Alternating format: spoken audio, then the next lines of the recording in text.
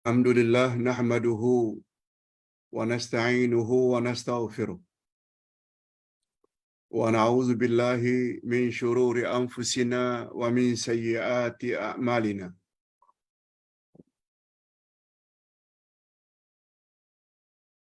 May yahdihillahu fala mudilla lahu wa may yudlil fala hadiya lahu.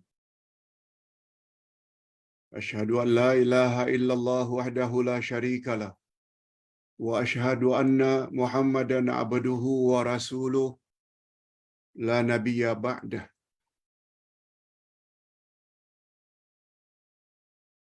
Allahumma salli wa sallim ala nabiyyina Muhammad wa ala alihi wa sahbihi ajma'in, amma ba'd. Hadirin dan hadirat serta para pemirsa yang saya hormati, Assalamualaikum warahmatullahi wabarakatuh. Alhamdulillah, kita bersyukur kehadirat Allah Azza wa Jalla. Berkat taufiknya kita dapat sekali lagi duduk dalam majlis ilmu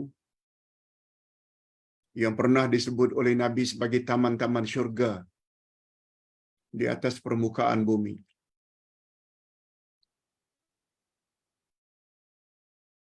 Seperti biasa, kuliah duha kita akan isi dengan topik dan menjawab beberapa soalan para jamaah.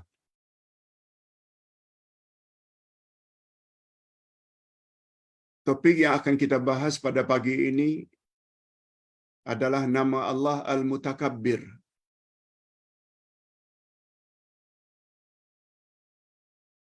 Al-Mutakabbir maknanya yang memiliki segala keagungan, yang memiliki segala kebesaran. Al-Mutakabbir. Memahami nama Allah Al-Mutakabbir ni sangat penting. Sebab nama ini adalah nama khas untuk Allah sahaja. Makhluk tidak boleh memiliki sifat Al-Mutakabbir. Sifat suka membesarkan diri, sifat sombong, bongkak, merasa diri serba hebat.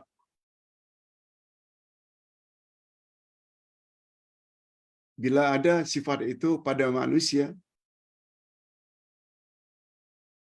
mereka dalam bahaya. Sebab itu berarti mereka coba memiliki nama Allah. Coba memiliki sifat Allah. Al-Mutakabbir. Kalau Allah Subhanahu wa taala membesarkan dirinya, itu wajar saja. Sebab Allah Maha Besar. Tak ada yang lebih besar daripada dirinya. Zatnya, sifatnya.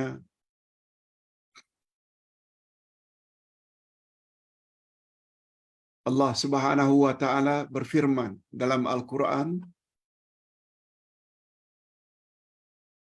menyebut sendiri bahawa Al-Mutakabbir itu salah satu daripada namanya. Kita boleh lihat dalam surat Al-Hashr ayat 23. A'udzubillahi minasyaitonirrajim.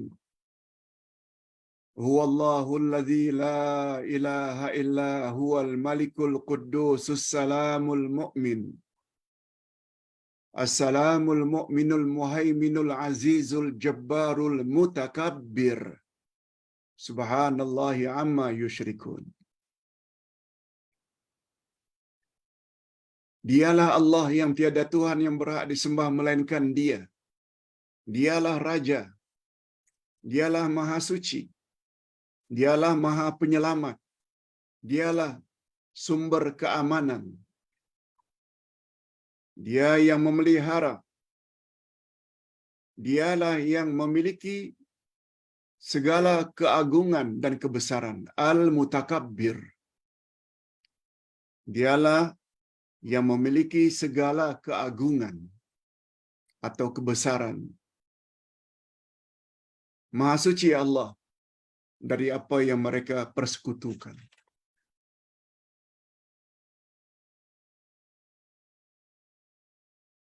Ini diperkuatkan lagi oleh hadis riwayat Imam Ahmad, hadis kursi.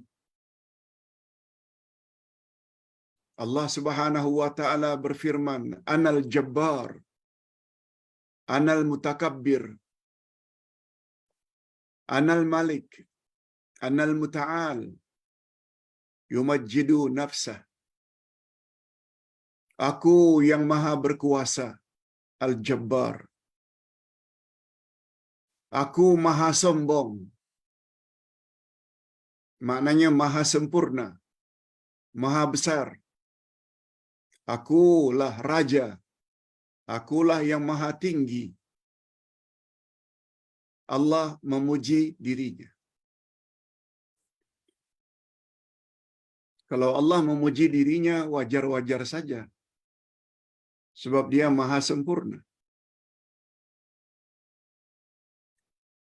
Tapi manusia bila ingin memuji dirinya, sangat dibenci oleh Allah.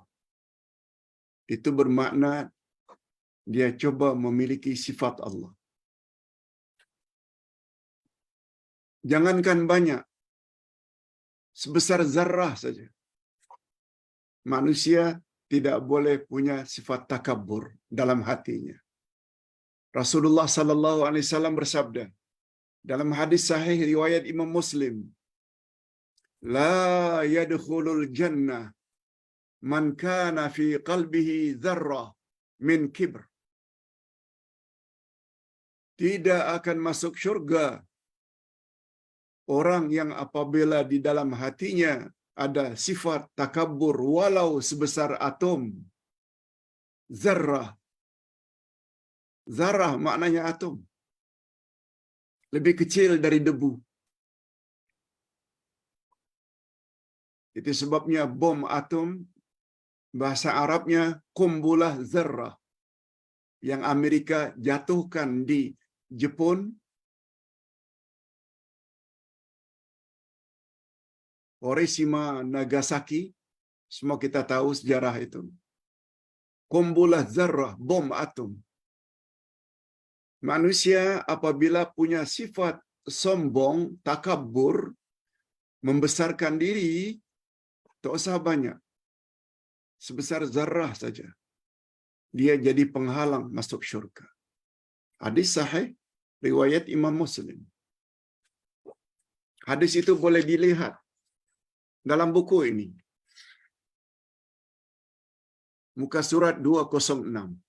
Pada bagian akhir.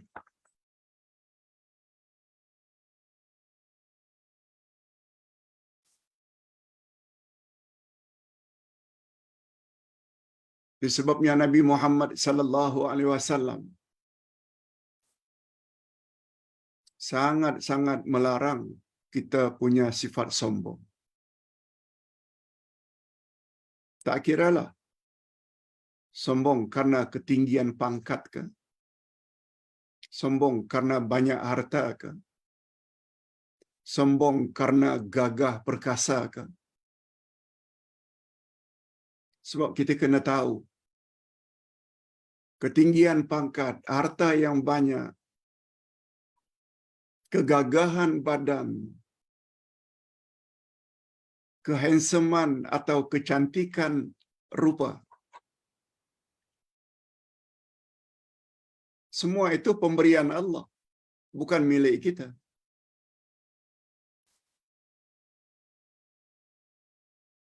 Kalau Allah sombong, wajar saja. Segala-galanya bermula, berasal daripada Dia. Sebabnya, kalau Dia ingin memuji dirinya, Alhamdulillah, segala puji milik Allah, wajar-wajar saja.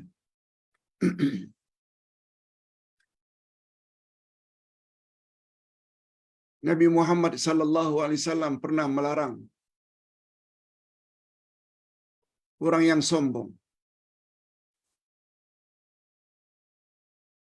Lalu sahabat bertanya, bagaimana kalau seseorang itu memakai pakaian kemas, smart. Kalau orang itu menyisir rambutnya rapi. Kalau orang itu memakai kasut mengkilat. Apakah itu takabbur ya Rasulullah? Kata Nabi, tidak. Innallaha jamilun yuhibbul jamal. Allah itu indah. Allah itu cantik. Allah itu smart. Dan Allah suka kepada yang indah-indah. Allah suka kepada yang cantik. Allah suka kepada yang smart.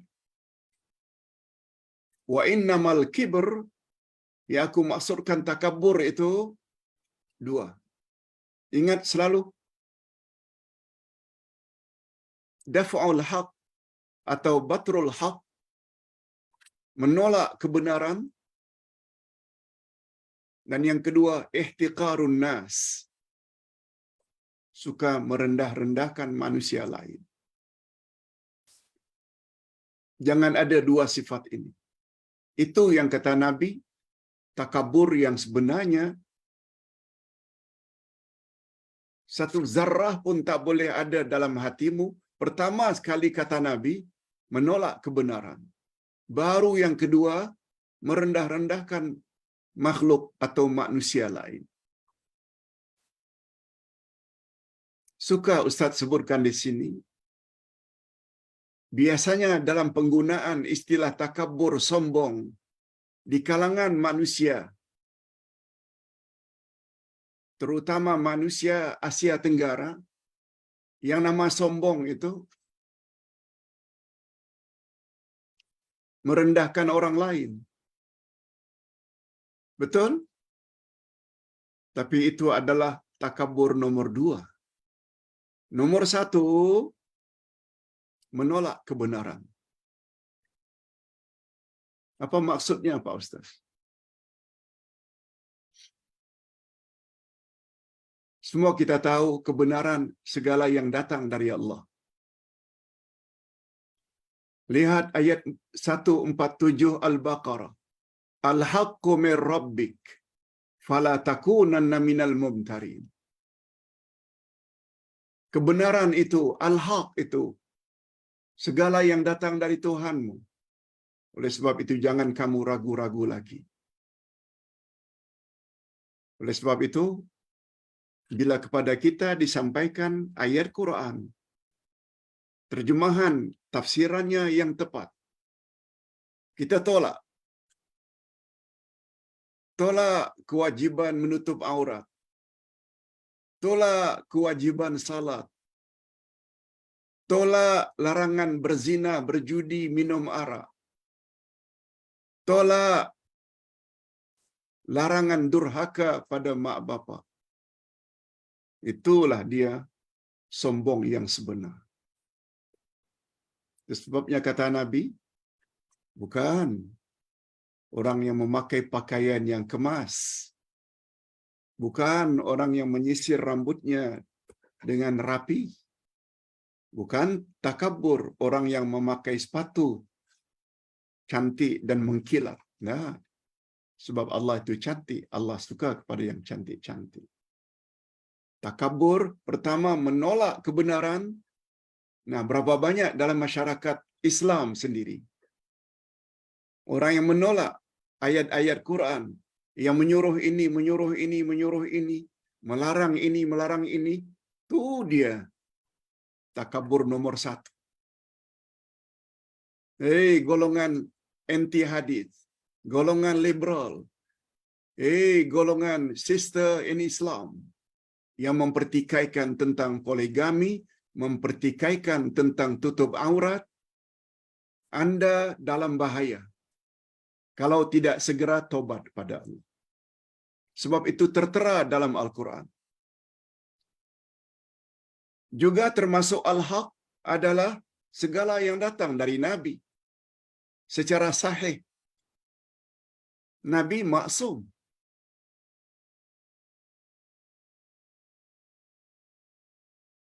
Sekarang faham? Sekarang tahu? Tahu tak apa? Kalau selama ini menolak ayat-ayat tertentu karena dianggap bercanggah dengan selera nafsu, tobat segera sebelum mati. Kematian boleh datang anytime. Baru nomor 2, mentang-mentang ada kereta mewah, bawa laju sesuka hati, hatta tempat-tempat yang lecak, tak kira orang lain kena percikan, sombong. Mentang-mentang punya kereta mewah, mentang-mentang pangkat tinggi, hina orang bawahan, mentang-mentang lebih kaya, hina orang miskin. Itu sombong juga, tapi itu nomor 2. Satu zarah pun tak boleh ada. Istighfar banyak-banyak. Hadirin dan hadirat rahimakumullah.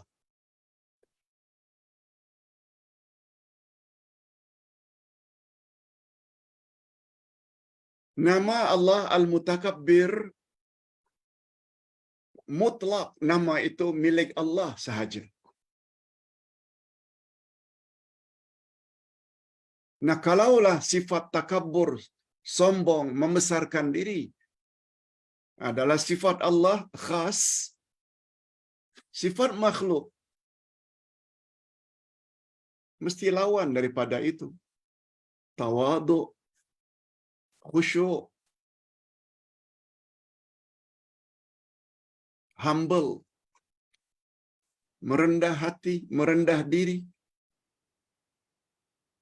Itu sebabnya Nabi Muhammad sallallahu alaihi wasallam bersabda, tempat yang paling hampir antara hamba dengan Allah adalah ketika mereka sujud. Di mana letaknya kepala ini ketika sujud?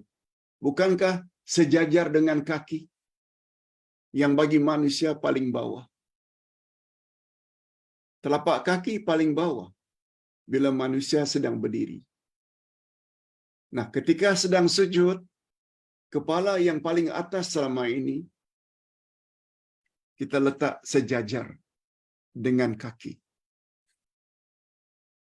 Pada masa itulah, kata Nabi, kedudukanmu di sisi Allah sangat tinggi. Bila kita minta ketika itu, Allah akan kabulkan. Itu sebabnya kata Nabi dalam sujud, banyak-banyaklah meminta pada Allah. Sebab permintaan ketika sujud tidak ditolak oleh Allah Azza wa Jalla. Khasnya ketika salat sunat, salat sendirian, bukan sebagai makmum. Kalau sebagai makmum mesti ikut pergerakan imam. Nah, hadirin dan hadirat, kita berpindah maksud yang terkandung dalam nama Allah Al-Mutakabbir. Allahu Akbar. Sungguh banyak. Di sini Ustaz tulis ada 12. Ada 12 makna yang terkandung di dalam nama Allah Al-Mutakabbir. Ustaz tidak sempat tidak sebut satu demi satu. Apalagi pada hari ini kita ada 3 sesi kuliah. Kuliah duha, kuliah zuhur jam 1, juga Al-Asma'ul Husna, dan nanti setelah Isya jam 9:15.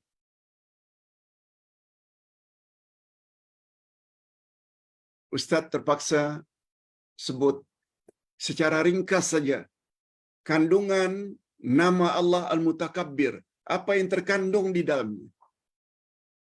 Ustaz tulis di sini ada 12.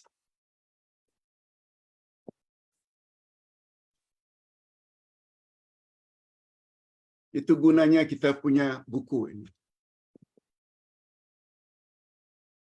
Alhamdulillah,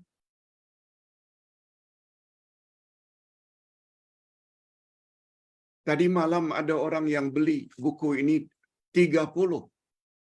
Bukan 3, 30 buku ini. Karena beliau juga ingin mengajar Al-Asma'ul Husna. Ustaz izinkan.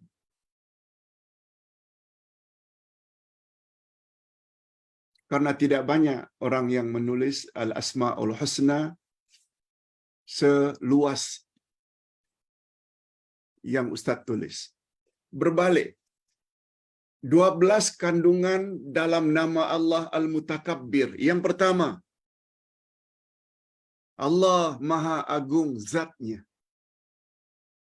Zat. Allah ada zat. Dengan kata lain, diri Allah itu Maha Agung, Maha Besar, Maha Gagah, segala-galanya, zatnya. Yang kedua, Allah Maha Besar, Maha Agung, sifatnya. Tak ada sifat yang menyerupai sifat Allah. Kalau serupa pun hanya pada lafaz.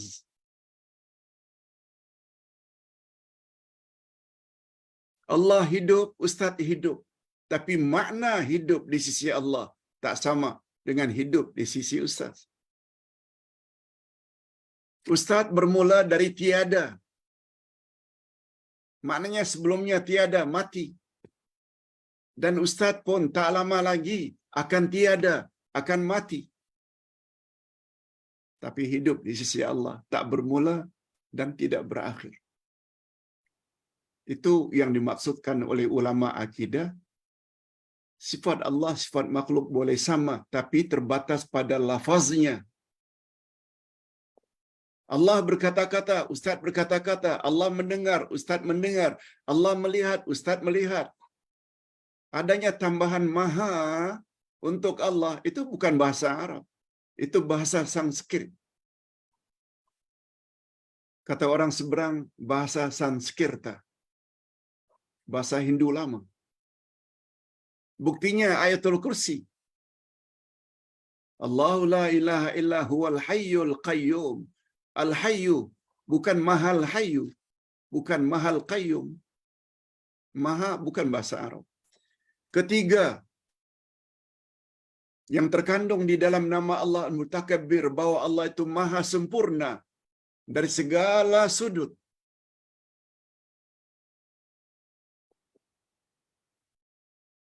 Yang keempat, Allah memberi namanya Al-Mutakabbir sebab dia tak pernah zalim. Tak pernah menganiaya makhluk.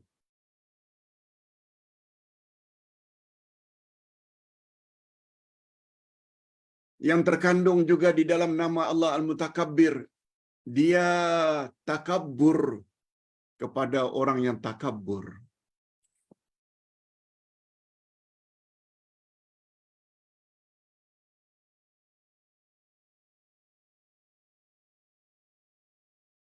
Siapa hari ini antara lain yang nampak sangat takabbur?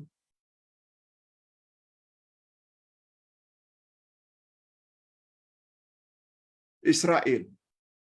Presiden Israel kononnya akan hancurkan Palestina sehancur-hancurnya. Itu takabur. Dia tak tahu bahwa Allah itu Al-Mutakabbir.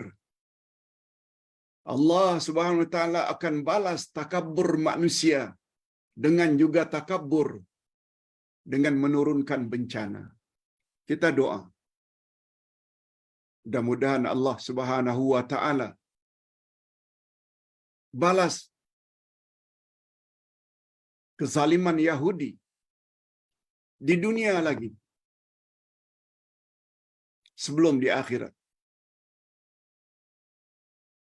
Itu sebabnya kata ulama tafsir, hancurnya Firaun, lemas ditelan oleh Laut Merah ketika mengejar Firaun, ketika mengejar Musa Harun dan Bani Israel. Firaun mati itu dilihat oleh Musa.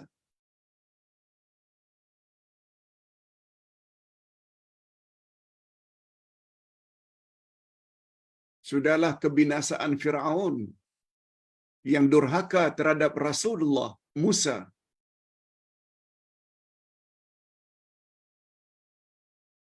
Lalu Musa mendapat pertolongan daripada Allah, bukan sekedar pertolongan. Membuat gembiranya Musa terhadap penentang agama bernama Firaun atau bergelar Firaun. Tapi sebagai tambahan kegembiraan untuk Musa, Firaun binasa.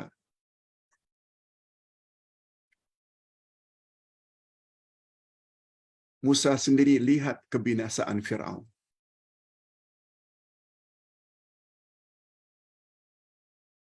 Semua kita tahu barangkali Presiden Israel sebelum ini yang matinya dalam keadaan membusuk seluruh tubuhnya,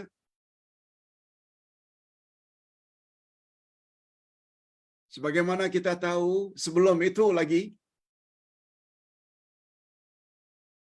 Presiden Turki Kemal Atatürk, bumi pun tidak terima jasadnya. Semuanya itu adalah berita gembira bagi orang Islam. Karena kesombongan mereka. Kita lihat di dunia lagi. Sekali lagi kita mohon, mudah-mudahan Allah kalahkan Yahudi yang bersikap zalim terhadap saudara-saudara kita orang-orang Palestin. Dinampakkan oleh Allah di dunia lagi kebinasaan mereka sebelum di akhirat.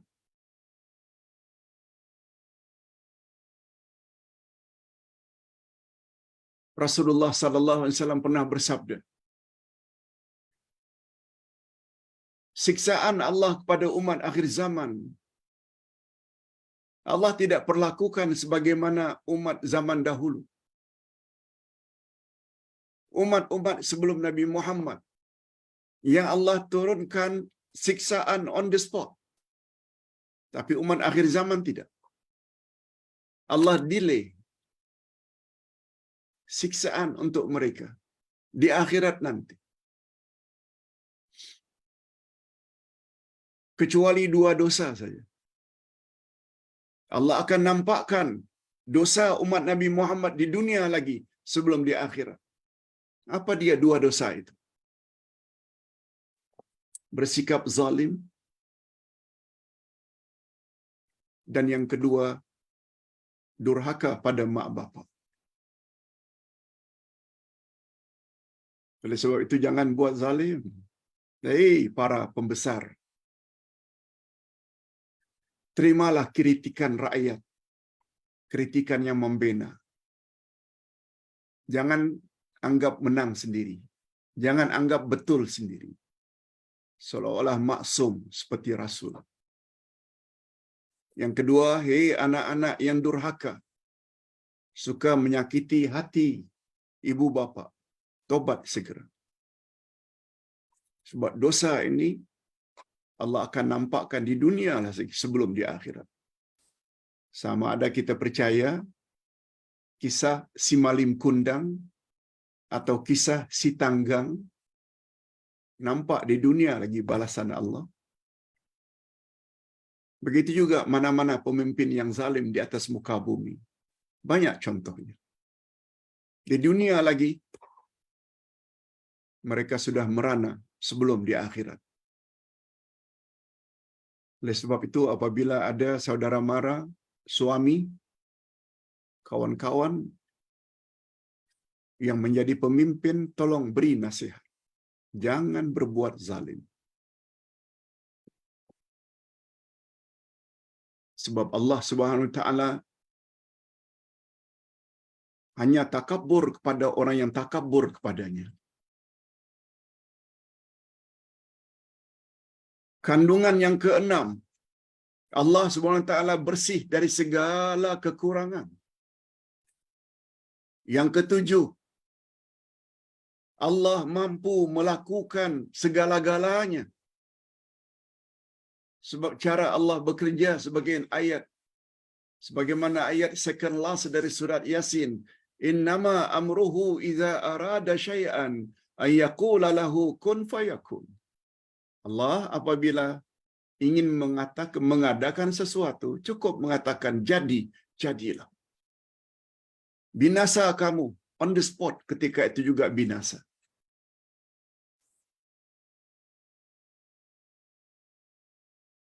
Yang ke-8, tidak muncul daripada sifatnya sifat yang buruk. Tidak muncul dari diri Allah itu sifat yang buruk. Yang ke-9,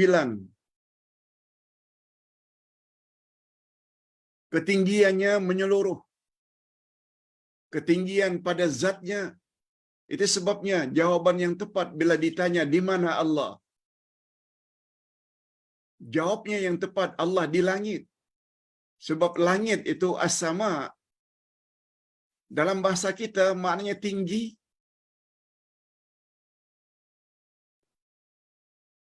Bukan Allah itu berada di mana-mana. Tak pernah Nabi sebut Allah itu di mana-mana. Kita minta pun mesti menghadap ke sana. Nabi Muhammad menemui Allah Isra Mi'raj di atas 7 langit, di atas daripada itu lagi.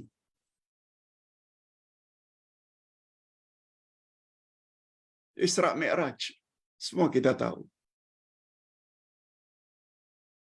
Zatnya, sifatnya tinggi belaka. Yang ke-10, takaburnya Allah tidak pernah berakhir. Jangan dikira kebesaran Allah itu akan berakhir. Sebabnya sebagaimana orang yang takabur di zaman Nabi yang baru lahir ketika itu. Abrahah dari Yaman datang untuk merobohkan Ka'bah. Apa yang Allah Subhanahu wa taala kirim? Burung ababil. Itu sebabnya ada setengah-setengah pendapat ulama. Selain kita bantu dengan dana semampu yang boleh untuk membantu saudara-saudara kita di Palestin. Yang kedua, doa juga tidak salah. Kalau kita banyak baca surat Al-Fil, alam tara kaifa fa'ala rabbuka bi ashabil fil, alam yaj'al kaidahum fi tadlil, hingga akhir. Makin banyak niatkan supaya Allah Subhanahu wa taala kirim burung ababil untuk memusnahkan Israel. Itu yang Ustaz maksudkan. Takaburnya Allah itu dia tidak akan berakhir. Bukan bermakna burung ababil itu dikirim pada masa itu saja. Sebagaimana Allah Subhanahu wa taala tidak hanya kirim malaikat beribu-ribu dalam perang Badar saja. No. Tak berakhir kebesaran Allah itu. Tidak mustahil. Itu maksudnya kandungan nama Allah Al-Mutakabbir, takaburnya Allah tidak pernah berakhir. Minta pada Allah. Jangan sampai tidak minta, jangan sampai tidak bantu. Sebab Rasulullah sallallahu alaihi wasallam bersabda,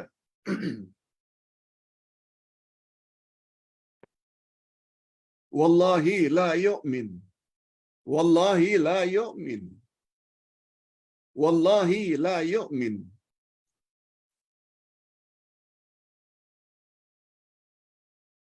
Man lam yahtamma bi amril muslimin.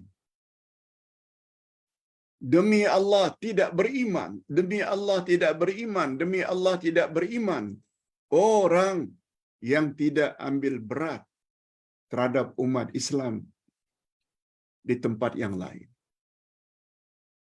Betul? Umat Islam Palestin disiksa oleh Yahudi, oleh Israel, di bumi Israel,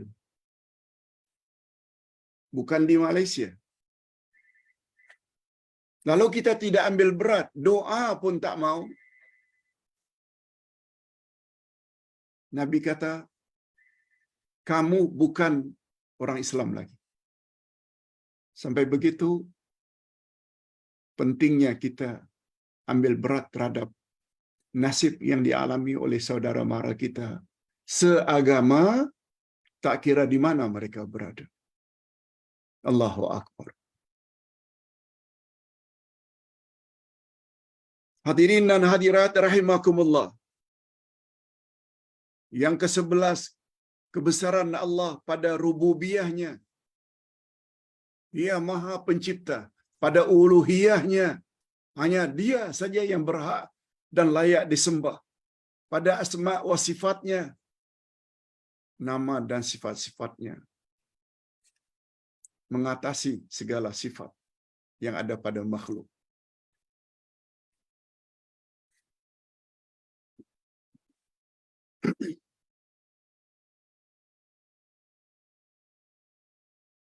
Hadirin dan hadirat, terakhir yang ke-12, dialah zat. Dialah Allah, zat yang paling berhak ke atas segala kebesaran, keagungan daripada hamba-hambanya dalam segala bentuk kebesaran dan keagungan.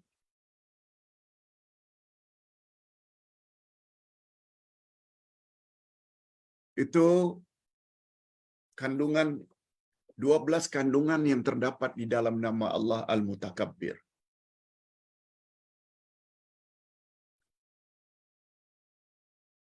Sekarang berpindah, kalau manusia coba ingin mengambil sifat takabbur, sombong.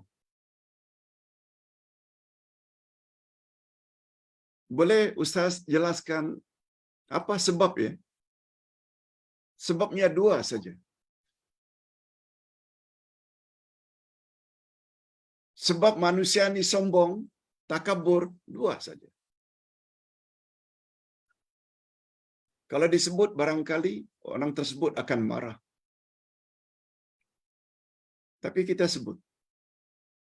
Pertama, jahil. Yang kedua, dusta.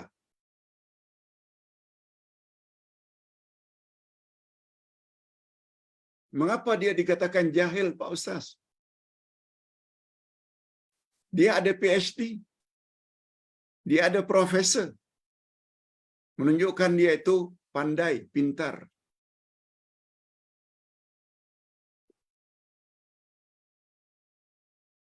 Jahil di sini dengan maksud dia tidak mengenal Allah dengan pengenalan yang sebenarnya. Ma'rifatullahnya tak ada. Itu sebabnya kata Sayyidina Ali, awwaluddin ma'rifatullah. Awal-awal agama mesti kenal Allah. Ini cara mengenal Allah, belajar al-asma'ul husna. Ingin mengenal Allah, belajar tafsir Al-Quran. Sebab Quran kalamullah. Ini tafsir tak dibaca. Al-asma'ul husna tak dipelajari. Betul lah, akhirnya dapat PhD, dapat profesor. Coba dengar apa kata Imam Ibnul Qayyim pada bahagian belakang kitab ini.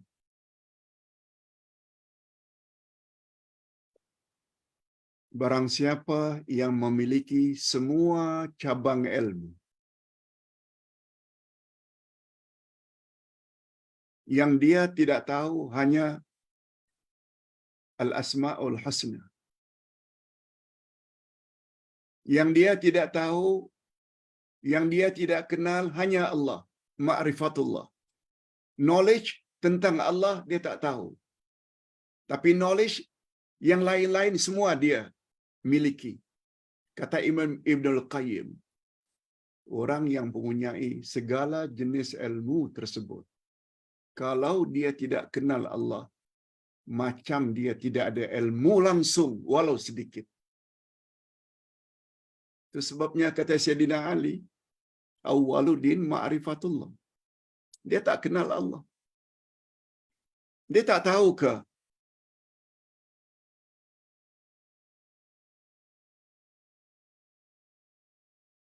badannya yang gagah, hartanya yang banyak, pangkatnya yang tinggi, itu adalah anugerah ilahi. Yang kedua, dia sebenarnya telah berdusta. Di hatinya dia tahu Allah itu segala-galanya.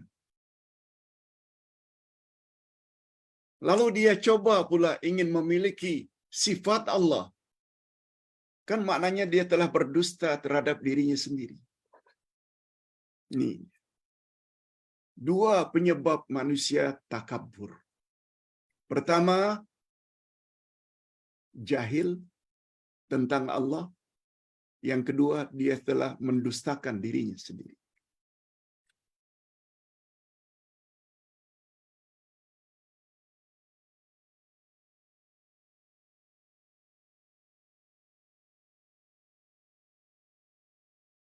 Nah, berikutnya ciri-ciri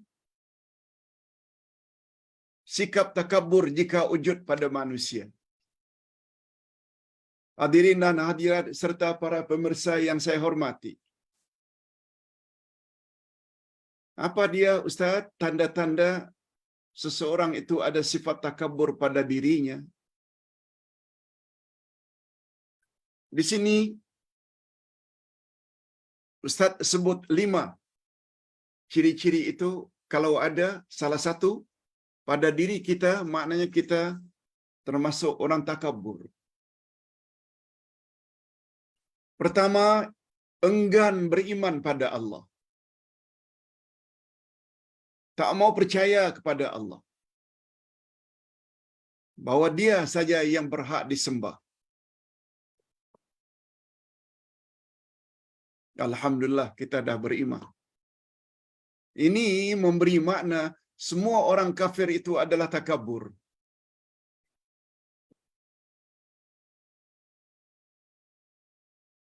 Yang kedua, ini kadang-kadang terdapat di setengah orang Islam. Ciri-ciri kedua, suka mendustakan ayat-ayat Allah. Tak mau percaya. Apa yang Allah katakan dalam Quran, tak mau percaya. Suka mendustakan.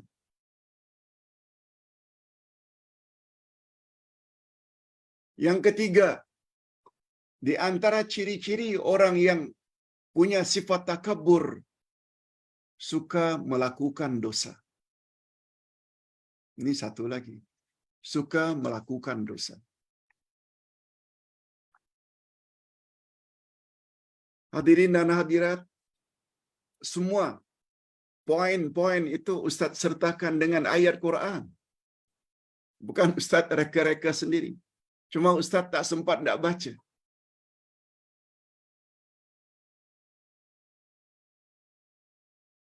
Di situ bagusnya kita punya buku. Dah tahu dah tim dakwah Ustaz buat poster, esok pelajarannya ini. Muka surat ini, buku ini, muka surat ini, lengkap. Biasanya dikirim sehari sebelum. Nah, kita ada buku, kita bacalah dulu. Mudah faham.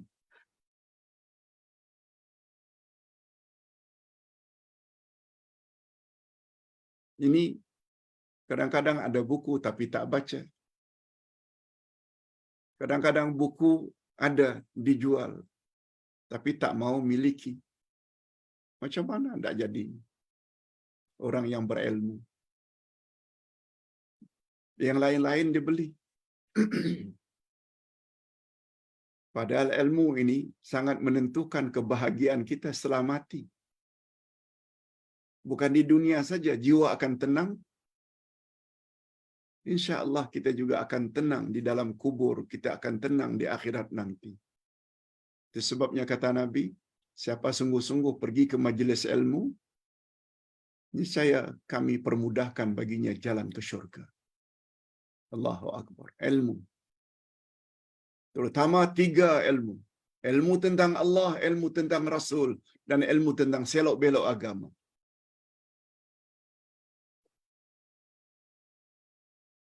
Yang keempat, dia tidak begitu yakin adanya hari akhirat.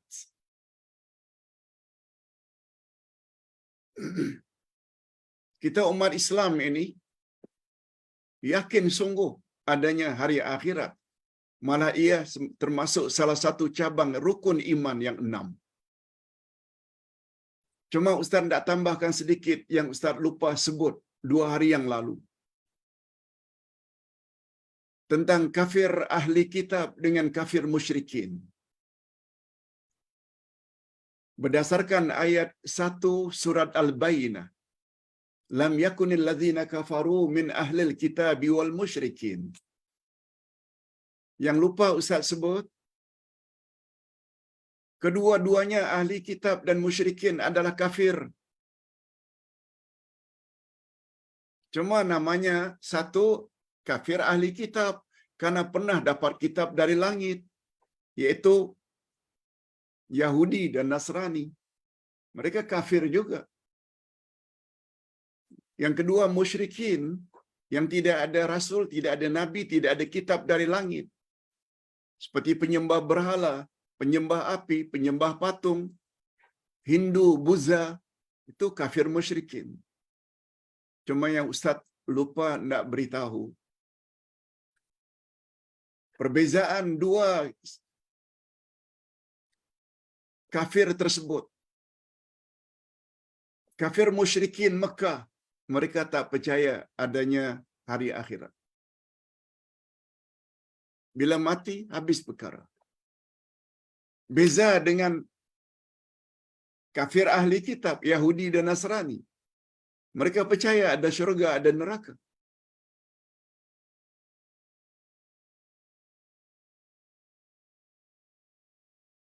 Tapi Abu Jahal, Abu Lahab tak percaya ada kehidupan setelah mati.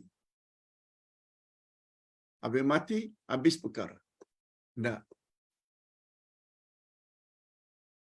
Kita orang-orang Islam, Ahlus Sunnah wal Jamaah, walaupun percaya pada hari akhirat, sebagaimana orang-orang Yahudi dan Nasrani, kafir ahli kitab juga percaya ada syurga, ada neraka, tapi kita beza. Beza. Ahli kitab, menurut mereka, kehidupan di akhirat dengan roh sahaja. Jasad dah hancur. Tapi kita, umat Islam, yang berpahaman Ahlus Sunnah wal Jamaah, kita bangkit nanti dari kubur pada hari kiamat. Jasad dan roh sekali. Jasad dengan roh sekali. Dan itu bukan mustahil bagi kerja Allah. Ditambah pula banyak keterangan dalam Quran bahawa di sana nanti ada pasangan. Bidadari ke, bidadara ke. Ada buah-buahan, rumman, delima, inab, anggur, tamar, korma, minuman, laban, asal, khamar. Semuanya itu adalah makanan dan minuman, tentu saja untuk jasmani. Itu bukan makanan rohani. Baik, itu sekedar tambahan. Nah, yang terakhir, yang kelima, ciri-ciri seseorang ada sifat takabur. yaitu apabila mereka enggan berdoa, tak mau berdoa. Orang yang apabila berdoa maknanya meminta sesuatu. Bila meminta sesuatu bermakna mengakui diri ini kekurangan, perlu bantuan pihak lain, terutama daripada Allah. Itu sebabnya Allah Subhanahu wa taala menyebut dalam Al-Quran. Ustaz baca surat Ghafir atau Mukmin ayat 60. Apa kata Allah kepada orang yang tidak mau berdoa? Wa qala rabbukum ud'uni astajib lakum. Tuhanmu berkata, berdoalah kepadaku, niscaya aku kabulkan doa kamu. Apa sambungannya? Innal ladzina yastakbiruna an ibadati sayadkhuluna jahannama dakhirin. Sesungguhnya orang-orang yang takabur, orang yang sombong,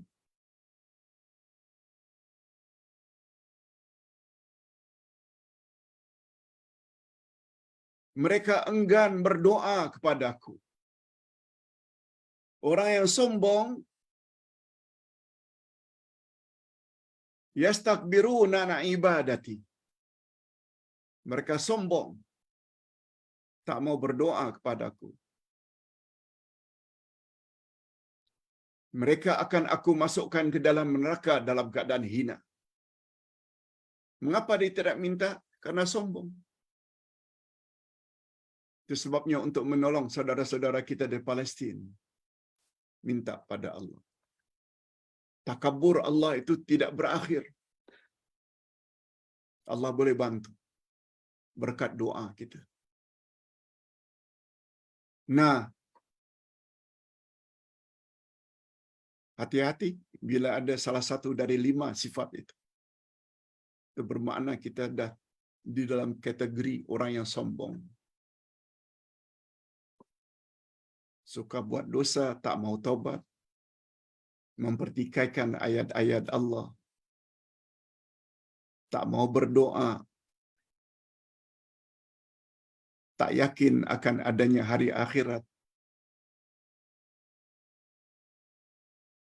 Nah, terakhir sekali, apa dia kesan Pak Ustaz? Kesan positif pada diri seseorang bila sudah faham makna nama Allah Al-Mutakabbir. Pertama sekali dia akan nyah, hilangkan sifat takabur dari dirinya. Dia akan jadi orang yang humble.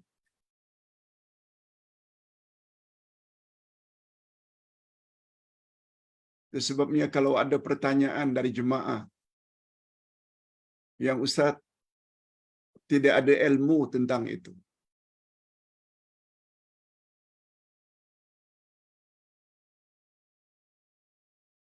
Ustaz akui, Ustaz tidak mahir dalam bidang itu. Tolong tanya Ustaz lain. Jangan tanya, kan ada orang setiap pertanyaan dijawab saja.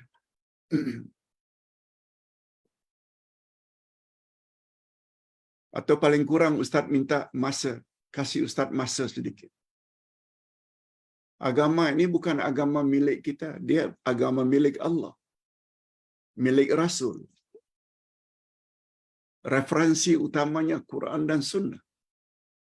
Dan sebabnya Ustaz senantiasa berusaha untuk menyampaikan jawaban beserta dalil.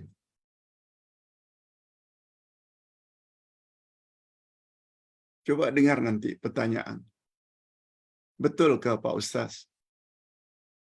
Orang dalam kubur itu balik setiap malam Jumat. Ada salah satu pertanyaan nanti.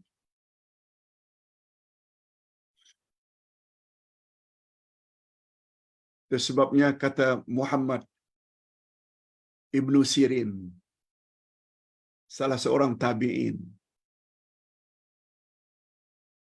Andai kata seseorang itu dapat jawab semua soalan, menunjukkan dia adalah majnun, orang yang gila. Imam Malik ditanya 40 pertanyaan, yang beliau jawab 6 saja. 34 soalan tu beliau angkat tangan, tak mau jawab. Sebab ilmu manusia sangat terbatas.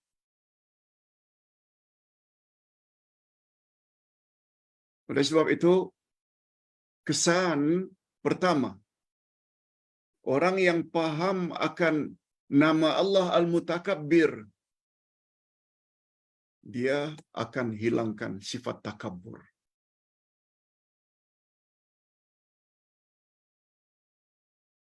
Lebih-lebih lagi kalau ada orang yang tanya tentang faraid, zakat. Dua subjek ini Ustaz cuba mengelak kalau boleh. Sebab Ustaz tidak mahir sangat dalam bab itu, kecuali secara umum. Yang kedua, kesan dari iman pada nama Allah Al-Mutakabbir, dia akan jadi orang yang ikhlas senantiasa lillahi ta'ala. Ikhlas. Semata-mata mengharap reda Allah, balasan daripada Allah.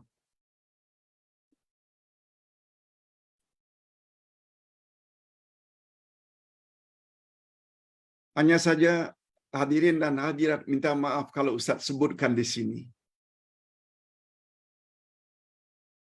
Kuliah online ini, kita tidak ada bayaran tertentu. Tak. Lain halnya kalau kita pergi ke sana, ke sana, ke sana, orang akan kasih envelope.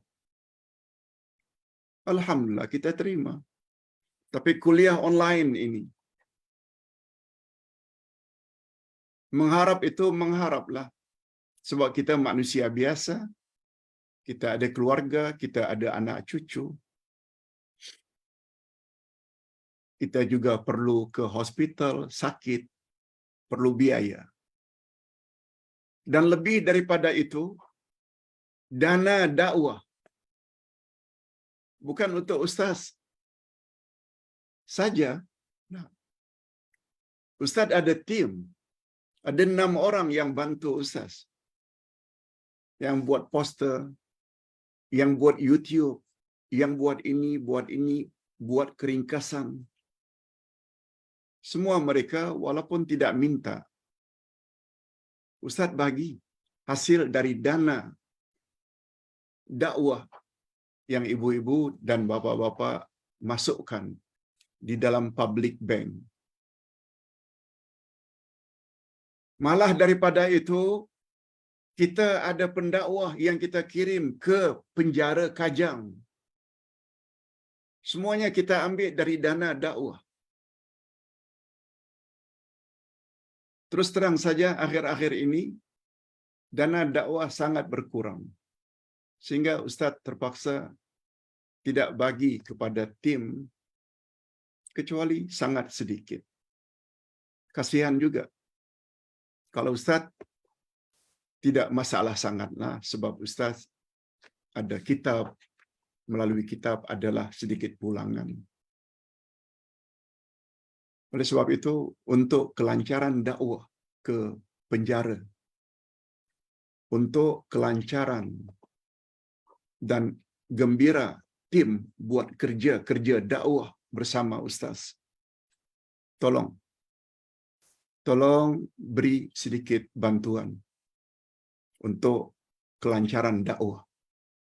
Alhamdulillah.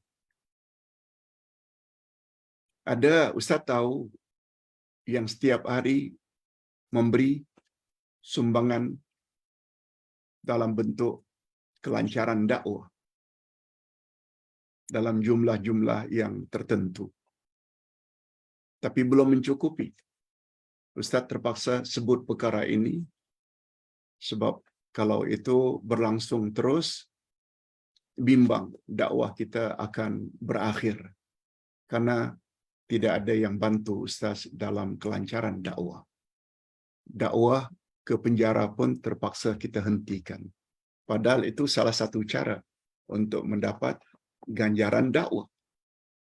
Kita manfaatkan tenaga-tenaga tertentu untuk kelancaran dakwah. Minta maaf kalau Ustaz terpaksa sebut perkara ini, sebab beberapa bulan akhir-akhir ini sangat berkurang kemasukan untuk dana dakwah. Yang kedua, bukti berkesannya sifat mengetahui nama Allah Al-Mutakabbir. Pertama tadi, kita akan hilangkan sifat takabur. Yang kedua, kita senantiasa ikhlas. Ingat, bab ikhlas.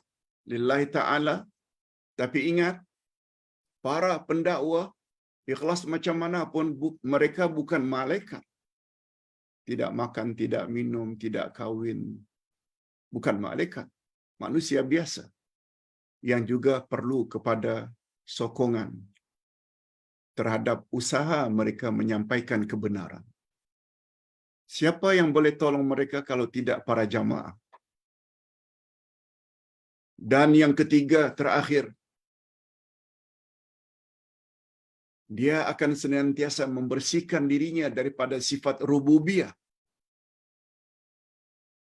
Dia akan membersihkan dirinya dari segala sifat rububiyah yang hanya milik Allah sahaja, yang berhak memilikinya. Seperti sifat sombong, itu milik Allah. Menganggap dirinya melebihi dari segala-galanya, itu sifat Allah. Tetapi sebaliknya, kesan dari beriman kepada nama Allah Al-Mutakabbir, dia senantiasa bersifat tawadhu. Bukan saja kepada sesama makhluk, lebih-lebih lagi kepada Allah yang Al-Mutakabbir. Bukan saja kepada sesama makhluk dia tawadhu, lebih-lebih lagi tawadhu'nya kepada Allah Azza wa Jalla. Sebab Allah Subhanahu wa taala memberi amaran keras kepada orang yang takabur. Alaysa fi jahannam mathwal lil mutakabbirin? Bukankah neraka Jahannam itulah tempat yang paling tepat untuk orang-orang yang menyombongkan diri? Na'udzubillahi min dzalik. Nah, di sini kita jumpa